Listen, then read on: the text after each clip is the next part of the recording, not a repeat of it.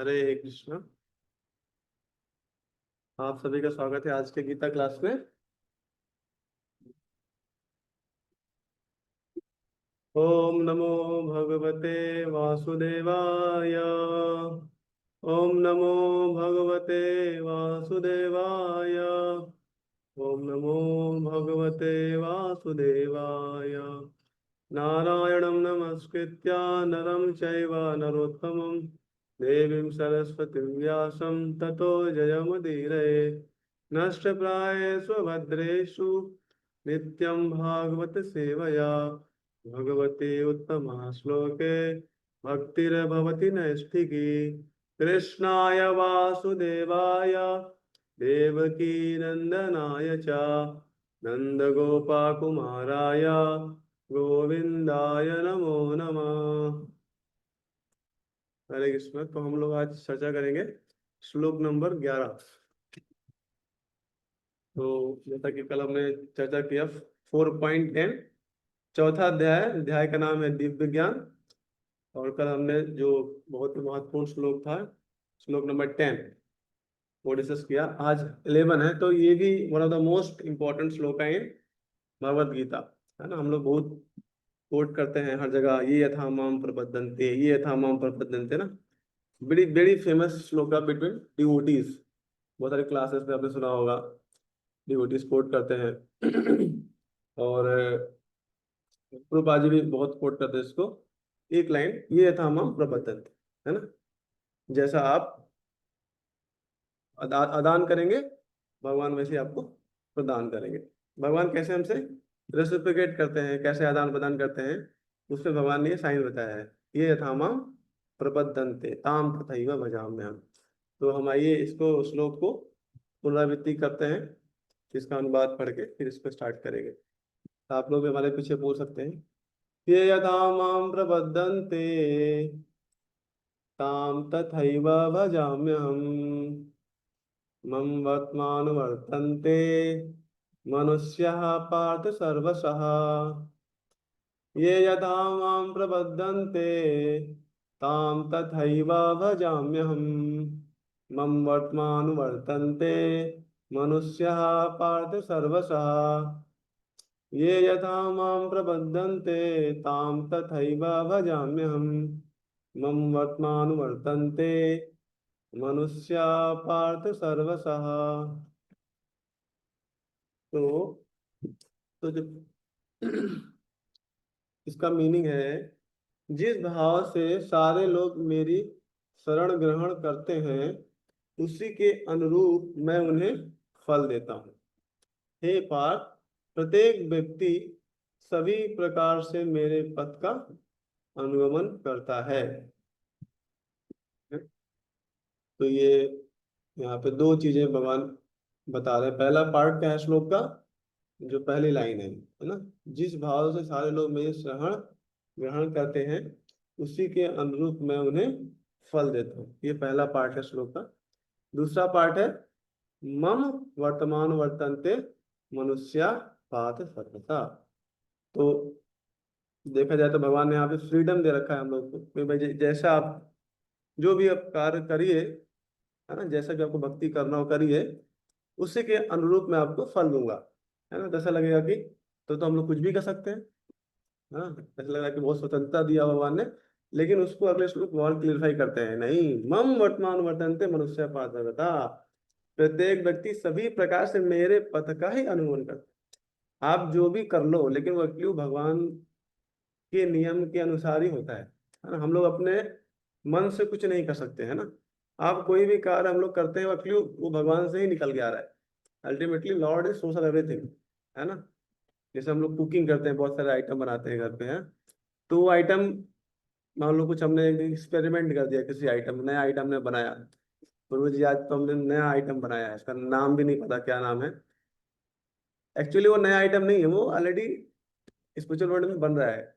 कहते हैं आध्यात्मिक जगत में Shrimati Radha Rani every day she cooks 54 lakh item for Krishna every day. भगवान के लिए 54 लाख आइटम डेली बनाती हैं, और अगले दिन उसमें से एक भी आइटम रिपीट नहीं होता है। This is the glory of spiritual world. तो सोचिए हम लोग जो भी आइटम बनाते हैं कुकिंग में, वो सब सबसेट है किसका, जो स्पिरिचुअल वर्ल्ड में चल रहा है। तो यहाँ पे मेनली आप जो भी कार्य कर रहे हैं, जो भी सोच रहे हैं, जो भी कर रहे हैं, वो एक्चुअली वो सब भगवान से ही आ रहा है। भगवान ने सोचा एवरीथिंग, इसलिए भगवान बोल रहे हैं प्रत्येक व्यक्ति सभी प्रकार से मेरे पथ का अनुगमन करता है। आइए पहले तात्पर्य पढ़ लेते हैं। तात्पर्य थोड़ा कल से छोटा है। तो शिला प्रभुपाद जी के द्वारा, शिला प्रभुपाद जी की जय। पहले ऑफर करते हैं प्रार्थना। ओम अज्ञान तिमिरन्धस्य ज्ञानांजना शलाकया चक्षुरुन्मिलितं येन तस्मै श्री गुरवे नमः। श्री चैतन्य मनोभीष्टं स्थापितं येन भूतले स्वयं रूपा कदा मह्यं ददाति स्वापदान्तिकम्। वन्देऽहं श्रीगुरोः श्रीयुतापदकमलं श्रीगुरून् वैष्णवांश्च श्रीरूपं साग्रजातां सहगना रघुनाथान्वितं तं सजीवम् साद्वैतं सावधूतं परिजना सहितं कृष्ण चैतन्य देव श्री राधा कृष्ण पादां सहगणा ललिता श्री विशाखान्वितांश्च नमो विष्णुपादाय कृष्ण पृष्ठाय भूतले श्रीमते भक्तिवेदांता स्वामी निति नामिने। नमस्ते सरस्वते देवे श्रीगौरवाणी प्रचारिणे निर्विशेष शून्यवादी पाश्चात्य देशतारिणे। नमो महावदन्याय कृष्ण प्रेम प्रदायते कृष्णाय कृष्ण चैतन्य नामने गौरकृष्णे नमः। हे कृष्णा करुणा सिंधु दीनबंधु जगतपते गोपेशा गोपिका कांता श्री राधा कांता नमस्तुते। तप्त कांचन गौरांगी श्री राधे वृंदावनेश्वरे वृषभानुसुते देवी प्रणमामि हरिप्रिये। वाञ्छाकल्पतरुभ्यश्च कृपा सिन्धुभ्येव च पतितानां पावनेभ्यो वैष्णवेभ्यो नमः। जय श्री कृष्ण चैतन्य प्रभु नित्यानंद श्री अद्वैत गदाधर शिवासादि गौरभक्तवृंद। हरे कृष्णा कृष्णा कृष्णा हरे हरे हरे राम राम राम हरे हरे। तो यहाँ पे लोग तात्पर्य पढ़ेंगे आप लोग। किसी पे किताबें तो हो सकते हैं। तात्पर्य, प्रत्येक व्यक्ति कृष्ण को उनके विभिन्न स्वरूपों में खोज रहा है। भगवान श्री कृष्ण को अंशतः उनके निर्विशेष ब्रह्म ज्योति तेज में तथा प्रत्येक व्यक्ति के कण कण में रहने वाले सर्वव्यापी परमात्मा के रूप में अनुभव किया जाता है। तो प्रभुपाद जी का जो पहला पार्ट है परपट का, इन प्रभुपाद जी ने इस परपट को में 5 चीजें बताई हैं। तो जो पहली चीज है उसमें प्रभुपाद जी बता रहे हैं कि भगवान को कैसे 3 प्रकार से हम लोग साक्षात्कार कर सकते हैं, है ना। ब्रह्मेत्मी परमात्मेति भगवानेति शब्दते, है ना। आपने सुना होगा श्लोक, ये फेमस श्लोक है। कैसे हम लोग भगवान को 3 रूपों में साक्षात्कार कर सकते हैं। जो प्रभुपाद जी को जो तात्पर्य है, ये भी प्रभुपाद जी ने पहले जो 5 इसमें चीजें बता रहे हैं, उसमें पहला चीज क्या बता रहे हैं कि पहला जो है ब्रह्म, है ना, उनके निर्विशेष ब्रह्म ज्योति तेज में तथा प्रत्येक वस्तु के कण कण में रहने वाले सर्वव्यापी परमात्मा के रूप में अनुभव किया जाता है। तो यहाँ पे जो लोग भगवान को ब्रह्म समझते हैं उनके बारे में बता रहे हैं। लेकिन कृष्ण का पूर्ण, हाँ उसके आगे कण कण में और दूसरा क्या है, परमात्मा, कण कण में रहने वाले सर्वव्यापी परमात्मा के रूप में अनुभव किया, है ना।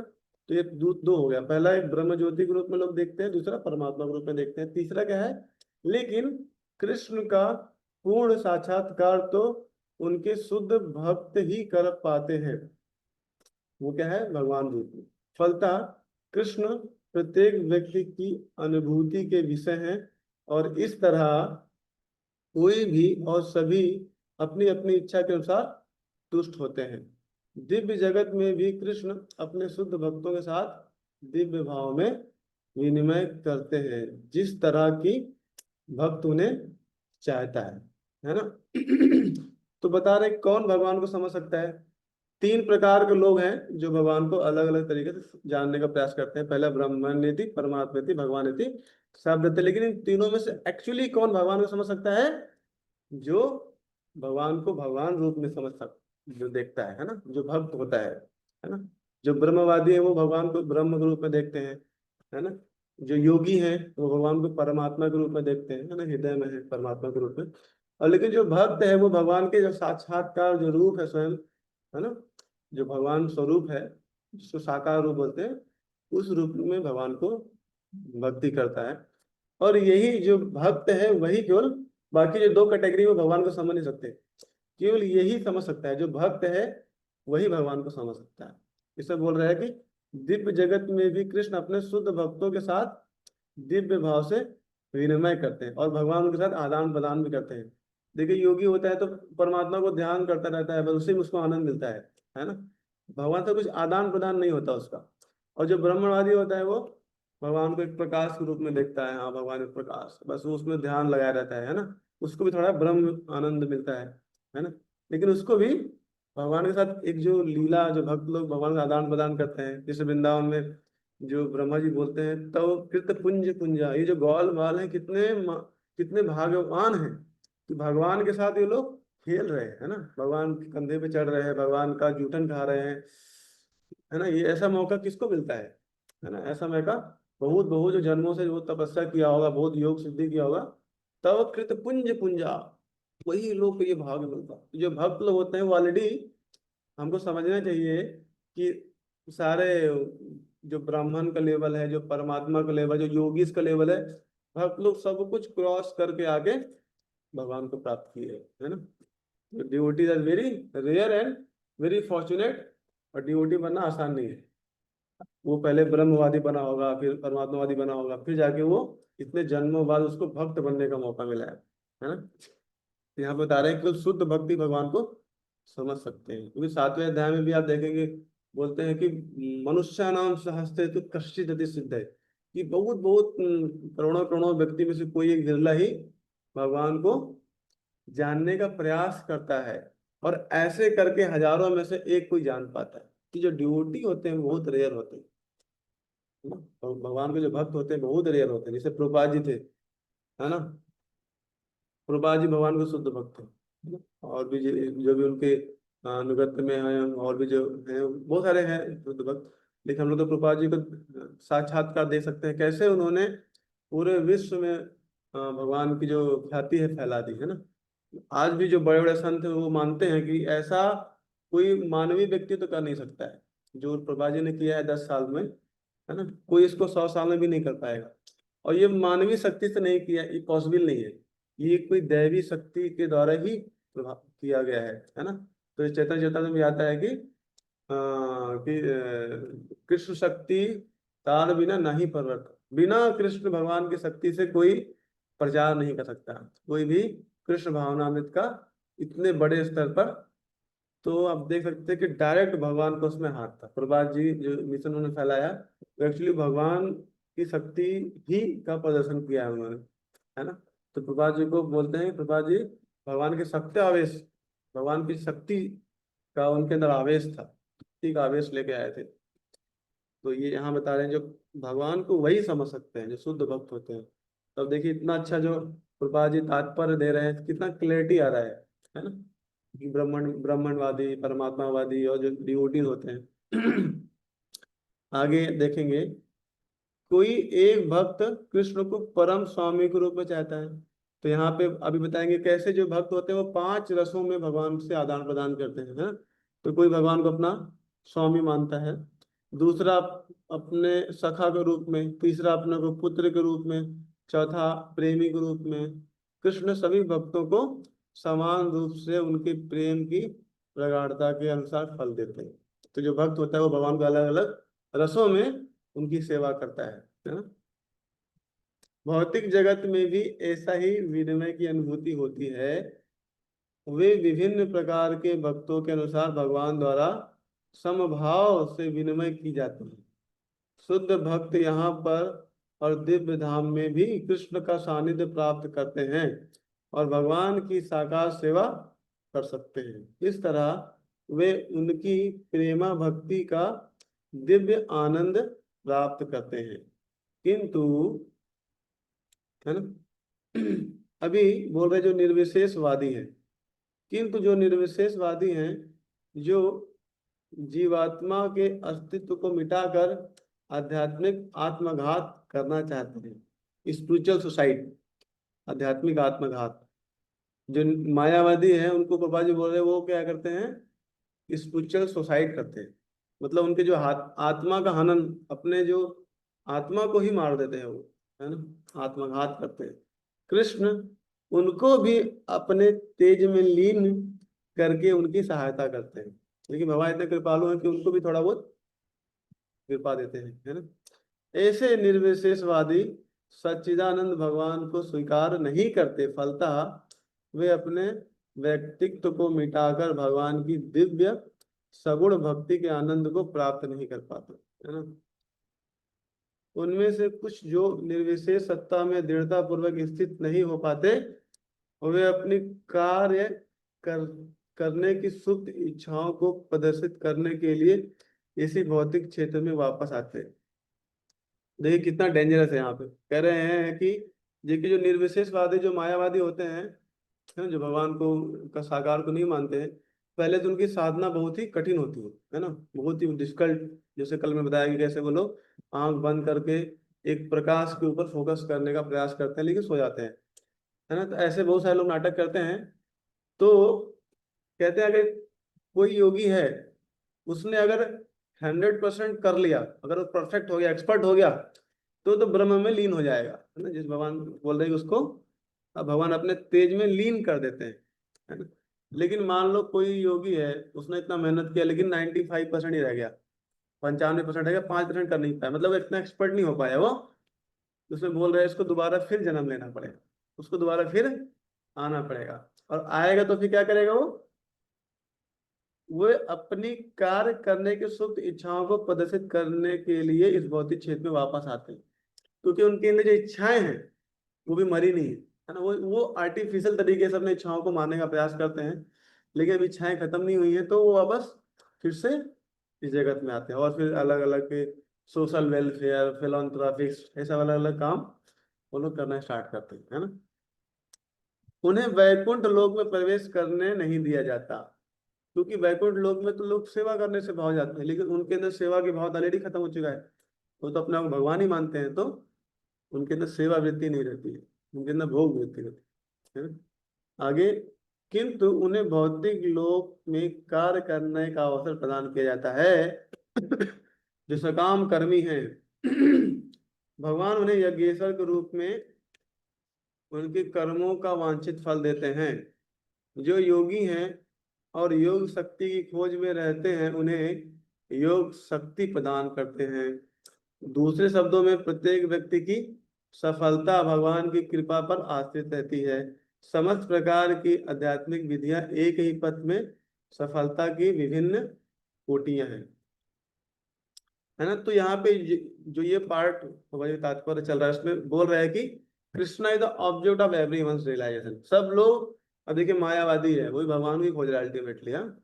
जो मिस्टिक योगी है वो भी भगवान को ही खोज रहा है जो परफेक्ट नहीं हो पाया वो भी भगवान को ही खोज रहा है, और जो भक्त है वो भगवान को खोज ही रहा है तो अल्टीमेटली सब लोग किसी न किसी माध्यम से भगवान को ही प्राप्त करने का प्रयास कर रहे हैं, है ना।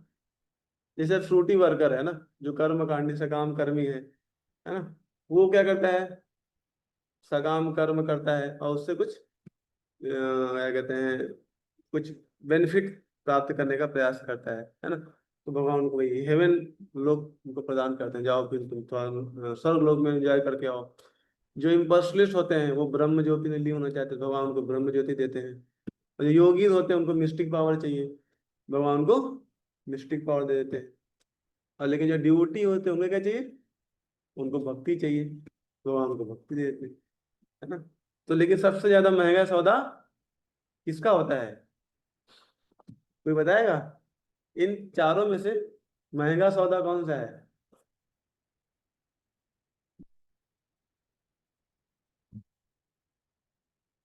जिसको महंगा सौदा मतलब कि वेरी कॉस्टली डील, भगवान को लगता है ये थोड़ा कॉस्टली डील है, वो क्या है, वो क्या है? अरे बोल, कोई जवाब देना चाहेगा? क्लास में जो लोग हैं, मैंने चार चीजें बताई। एक जो फ्रूटी वर्कर होते, सकाम कर्मी होते हैं, एक जो इम्पस्टलिस्ट होते हैं, एक योगी होते हैं, जो डिवोटी होते हैं।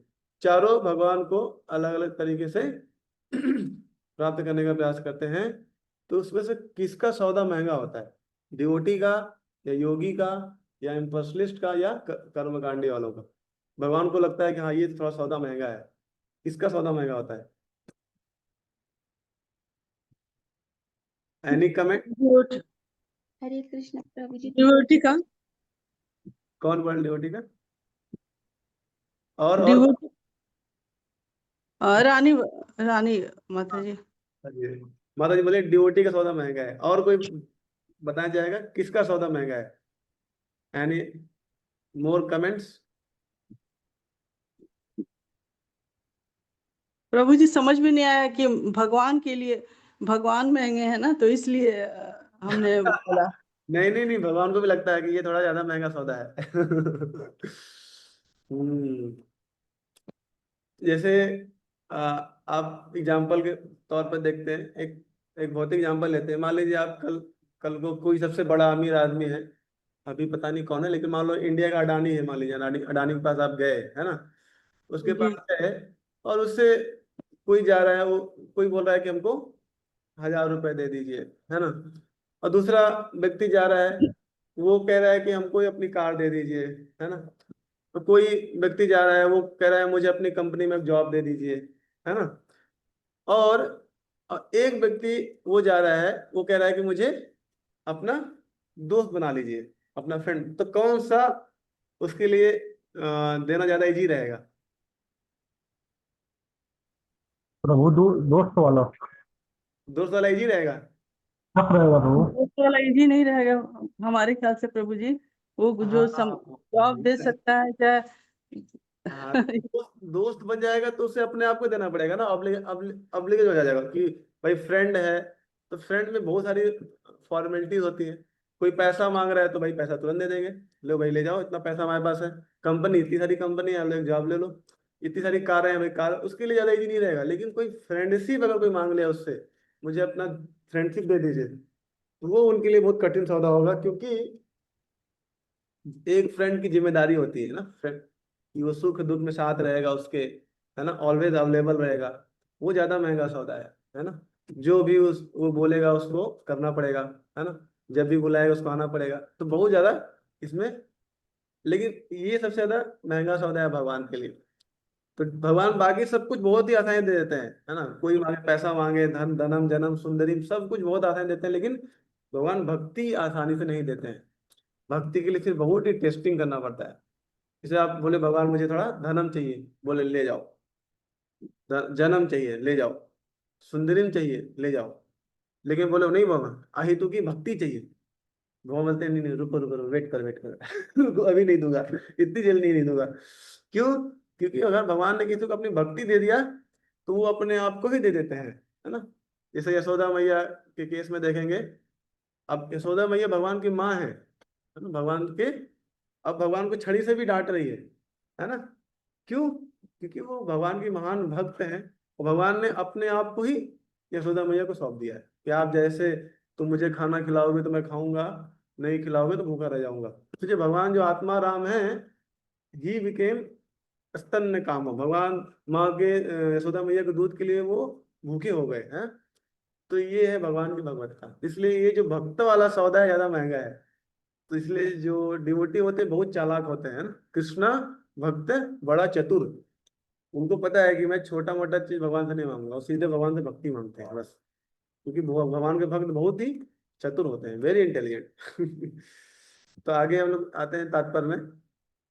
दूसरे शब्दों में, प्रत्येक व्यक्ति की सफलता भगवान की कृपा पर आश्रित रहती है। समस्त प्रकार की आध्यात्मिक विधियां एक ही पथ में सफलता की विभिन्न कोटियां हैं। ओके। अतः जब तक कोई कृष्ण भावनामृत की सर्वोच्च सिद्धि नहीं पहुंच जाता, तब तक सारे प्रयास अपूर्ण रहते हैं। जैसा श्री भागवतम में कहा गया है 2.3.10 में, अकामः सर्व कामो वा मोक्ष मोक्ष कामा उदारति तीव्रेण भक्ति योगेना यजेता पुरुषं परम। मनुष्य चाहे निष्काम हो या फल का इच्छुक हो या मुक्ति का इच्छुक ही क्यों ना हो, उसे पूरे सामर्थ्य से भगवान की सेवा करनी चाहिए, जिससे उसे पूर्ण सिद्धि प्राप्त हो सके, जिसका पर्यवसान कृष्ण भावनामृत में होता है। तो ये जो श्लोक है भागवतम का है, इसमें बोल रहे हैं कि आपको किसी भी आपके हृदय में कुछ भी इच्छा हो, अकामः सर्व कामो व मोक्ष कामो धारति, हमको क्या भगवान का ही शरण लेना चाहिए, है ना। किसका? तीव्रेण भक्ति योगेन, भक्ति का शरण लेना चाहिए ना, भक्ति योग करना चाहिए। भक्ति योग मतलब श्रवणम कीर्तनम विष्णु स्मरणम पाद सेवनम, चैंटिंग हो गया, हरे कृष्ण महामंत्र का, भागवतम का श्रवण हो गया, भगवान के बारे में कुछ कथा बोलना हो, ये सब क्या भक्ति के अंग है। भगवान के विग्रह की पूजा हो गई, भगवान के धाम जाके वहां पे भगवान के बारे में सुनना, ये सब क्या है? भक्ति के अंग है। हमको हमारे हृदय में मान लीजिए कोई भौतिक इच्छा अभी भी है, लेकिन यहाँ भागवतम में ये सजेशन दिया जा रहा है, स्टिल वी शुड परफॉर्म भक्ति, हमको भक्ति करना चाहिए, वो इच्छा हमारी पूरी हो जाएंगी। सबसे एक्सलेंट एग्जाम्पल आता है ध्रुव महाराज का। ध्रुव महाराज से जब उनकी मदर पूछती है कि मैंने सुना है कि भगवान जंगल में मिलते हैं और वही आपकी सारी इच्छाओं को पूरा कर सकते हैं, तो ध्रुव महाराज केवल भगवान को भक्ति कर रहे थे, केवल उनके अंदर एक इच्छा थी कि मैं अपने ग्रैंडफादर से भी बड़ा राज्य मुझे मिले, है ना। ये उनके अंदर इच्छा थी, इसी भाव से उन्होंने भक्ति स्टार्ट की थी, है ना। तो यहाँ पे ये जो श्लोक है, इसमें बोल रहे कि हमको किसी और का शरण नहीं लेना चाहिए, है ना, और केवल भगवान का ही शरण लेना चाहिए, है ना। ये डिवोटी को पता होना चाहिए, है? क्यों? क्योंकि बाकी जितने भी शरण है, उसको भागवत में बताया गया है कि वो एक पत्थर की बोट के समान है ना। पत्थर की बोट पानी में तैर सकती है क्या? वो तो खुद ही नहीं तैर सकती, वो दूसरों को क्या पार कराएगी, है ना।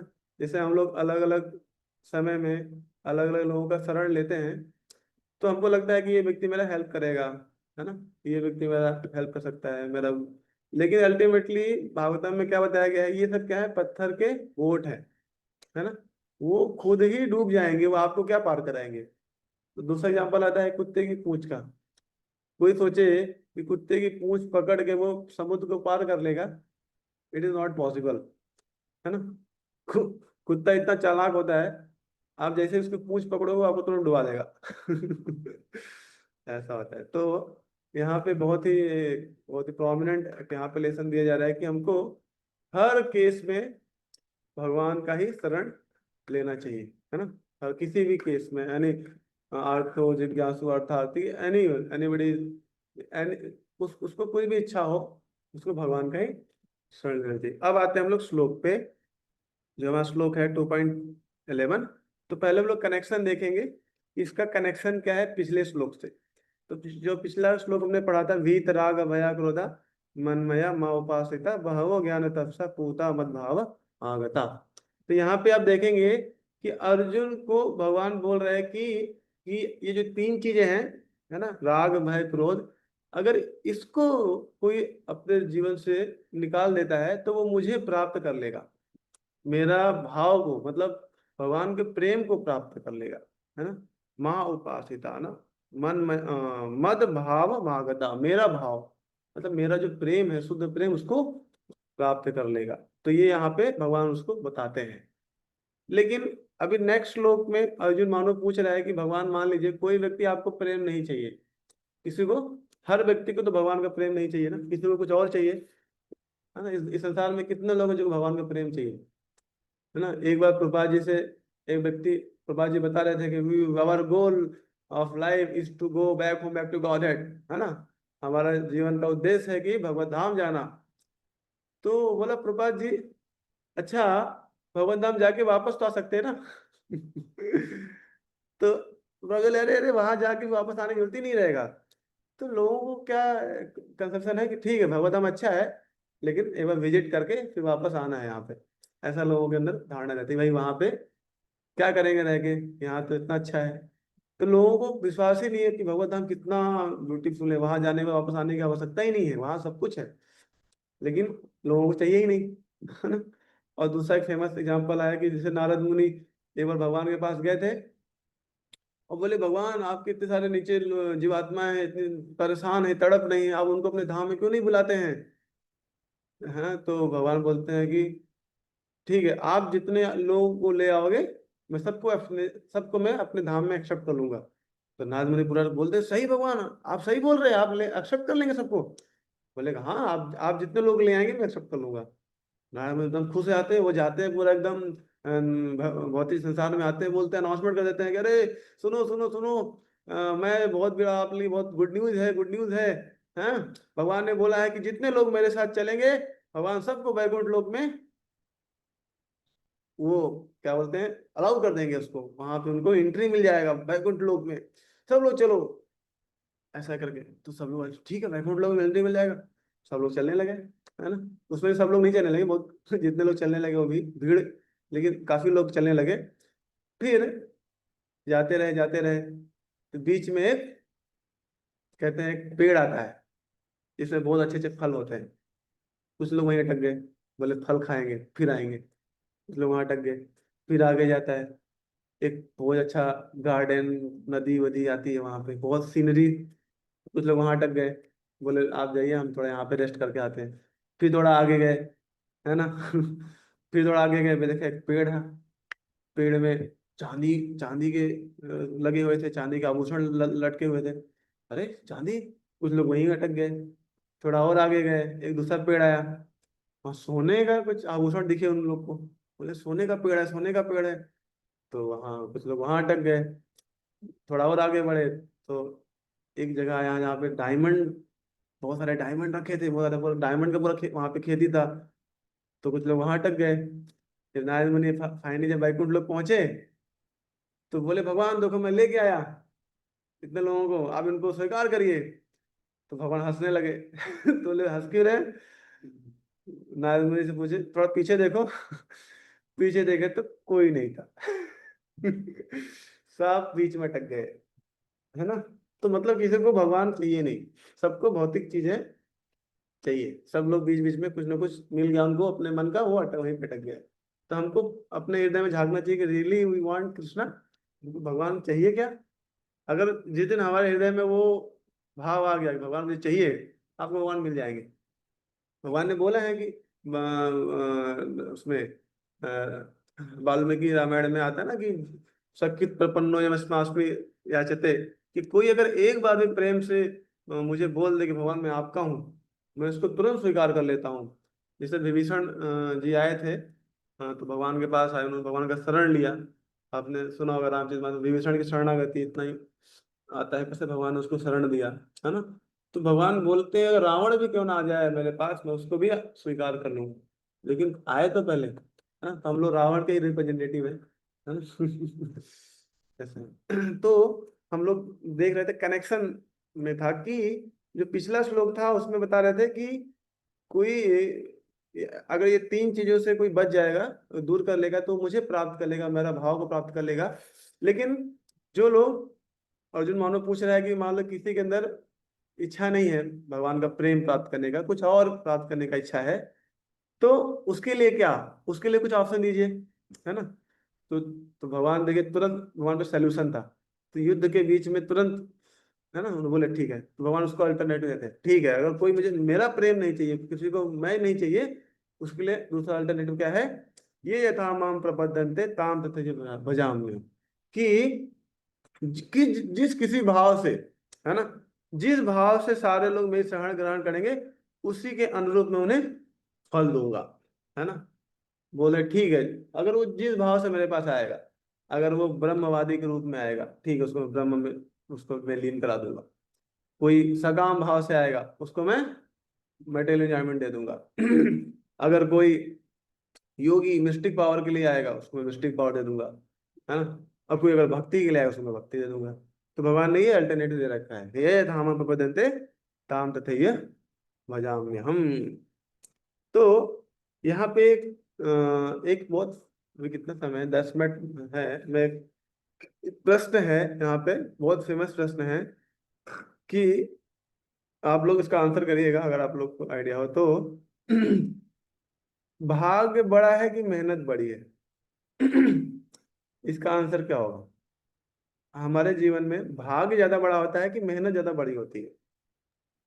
प्रभु भाव बड़ी होती है। हाँ, भाव भाव बड़ी होती है। नहीं नहीं, भाव नहीं बोल रहा हूं मैं, भाग्य, डेस्टिनी, डेस्टिनी, भाग्य। भाग्य मेहनत से ज्यादा भाग्य की जरूरत है। भाग्य ज्यादा बड़ा है, मतलब डेस्टिनी ज्यादा बड़ी है, या हमारा हार्ड वर्क या इंडेवर या मेहनत वो ज्यादा बड़ी है? दोनों में हाँ, से कौन सा बड़ा है? हाँ, भाग्य बड़ा है। भाग्य।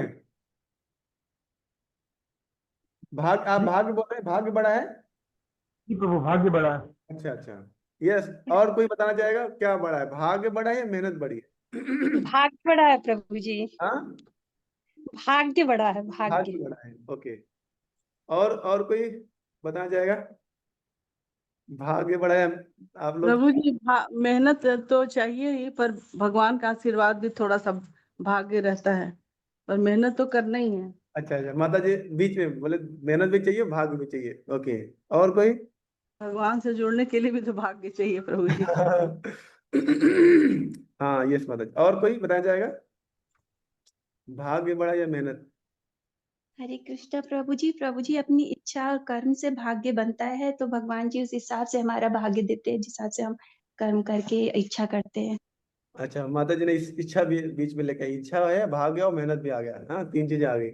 ठीक है, ओके, ठीक है, अभी टाइम भी कम है, तो मैं तो तो एक्चुअली प्रभा जी बोलते थे कि in India, even spirituality very prominent. Bharat में क्या है, आध्यात्मिकता बहुत प्रोमिनेंट है।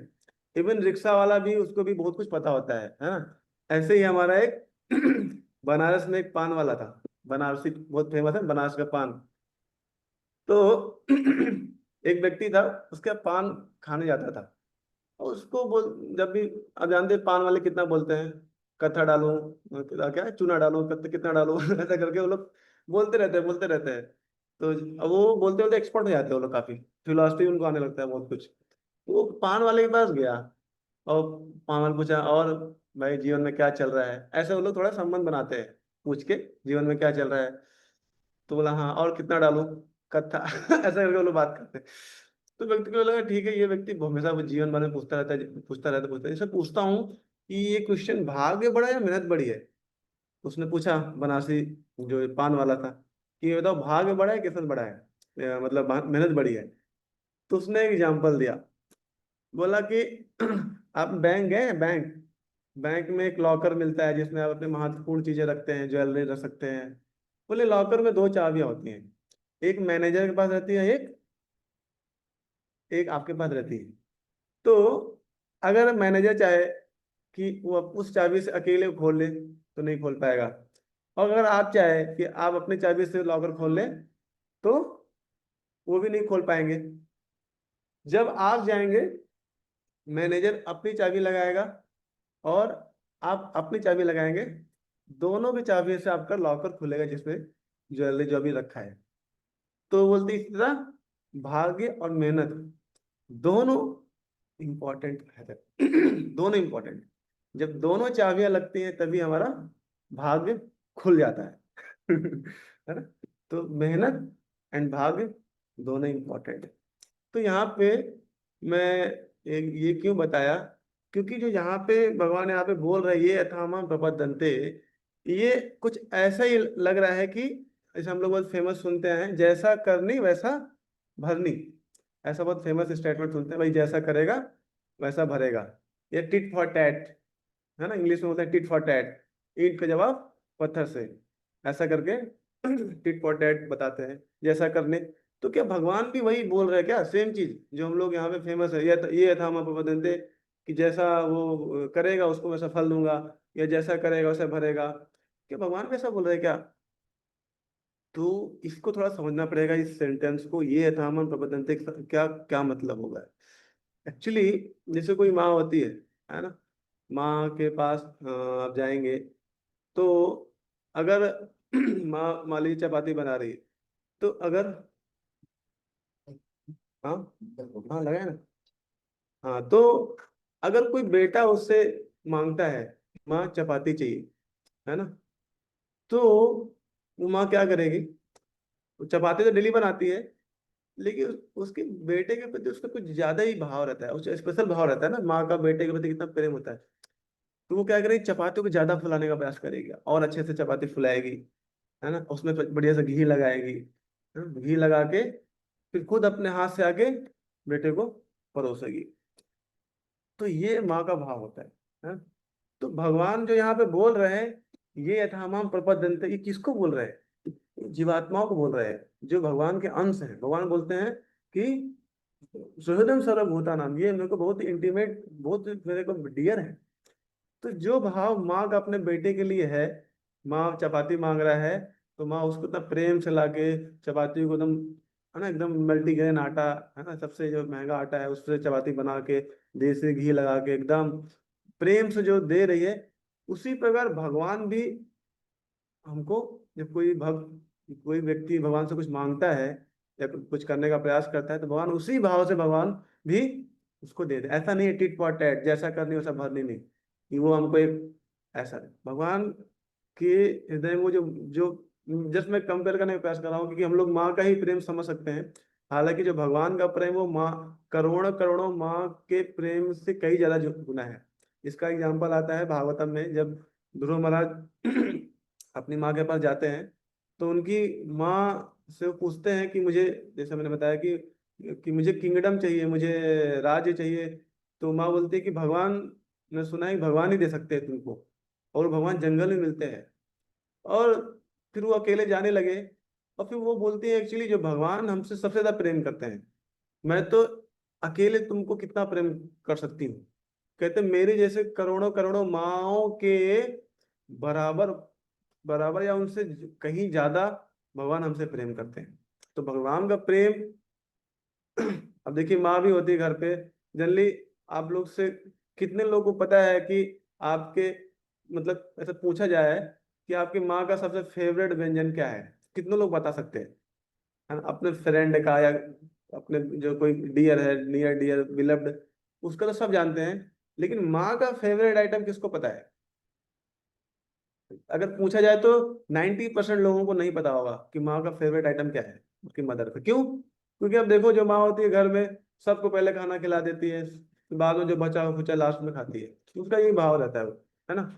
वो तो हम लोग कभी प्रयास ही नहीं किए, कभी देखे ही नहीं वो क्या उसको अच्छा लगता है क्या वो खाती है ना। लास्ट में जो थोड़ा बहुत बचा हुआ, कभी दाल नहीं खत्म हो गई, कभी चावल सूखा रह गया, अचार से खा लिया। मैं भी अपने घर पे देखा हूँ, मुझे, मेरी मदर है वो, है ना, जो भी थोड़ा बहुत लास्ट में बचता है सबको पहले खिला के, लास्ट में जो बचता है कढ़ाई में वो पोंछ ओछ के थोड़ा बहुत। तो कभी किसी को पता ही नहीं चल पाया कि मेरे माँ का क्योंकि कभी उसने ऐसा कभी जाहिर ही नहीं करने दिया, वो केवल लोगों को ही तो मैं ये बताऊँ कि जो, लेकिन जो भगवान का प्रेम है वो माँ के करोड़ों करोड़ों से भी कई गुना ज्यादा है भगवान का प्रेम। क्योंकि जब भगवान हम लोग को जब भेजे इस दुनिया में, तो उनको लगा कि इनका टेक केयर कैसे करें, या तो मैं हर अलग अलग एक्सपेंड करूं। तो बोले कि उन्होंने फिर अपना ही रिफ्लेक्शन माँ के रूप में भेजा, है ना। जो उनका जो प्रेम है उसी का एक रिफ्लेक्शन उन्होंने हर घर में माँ को भेजा, कि हम लोग का अच्छे से केयर हो सके। तो ये भगवान का ही देन है, भगवान भी कि माँ हमको मिली है ना। तो तो यहाँ पे जो ये यथामा प्रपद्यन्ते का जो मीनिंग मैं बताने का प्रयास कर रहा हूँ, कि वो ऐसा ही नहीं है कि भगवान बोल रहे हैं कि ठीक है ये यथामा प्रपद्यन्ते, जो तू जैसे करेगा उसको वैसा मिलेगा, ऐसा नहीं। वो भगवान ही बहुत प्रेम से बता रहे हैं कि कोई भी जो आत्मा अगर कैसे मुझे अप्रोच करने का प्रयास करेगा, मैं उसको उसी प्रेम से जो भी वो चाहता है उसको मैं देने का प्रयास करूंगा। ठीक है, हालांकि इस श्लोक में तो बहुत कुछ है, अभी तो मैं कनेक्शन ही में ही अटक गया, आगे को डिस्कस नहीं कर पाया ठीक है, अभी 8:30 हो गया है। तो आप लोगों को कुछ यहाँ पे कुछ डाउट है, कुछ कमेंट करना है तो पूछ सकते हैं, नहीं तो हम नेक्स्ट डे और अगले मतलब कर सकते हैं इसको डिस्कस और भी। हरे कृष्ण।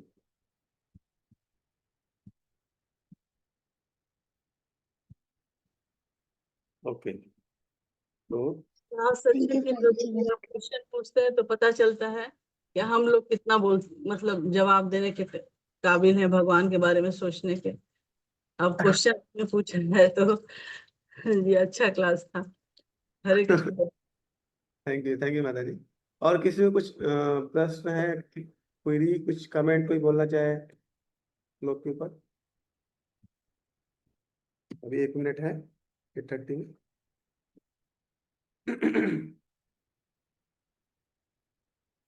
थैंक यू प्रभु जी। हरे कृष्णा। हाँ, थैंक यू एवरीवन। तो हम लोग यहीं पे विराम करेंगे, कल फिर से हम मिलते हैं। हरे कृष्णा। शिला प्रभात की जय।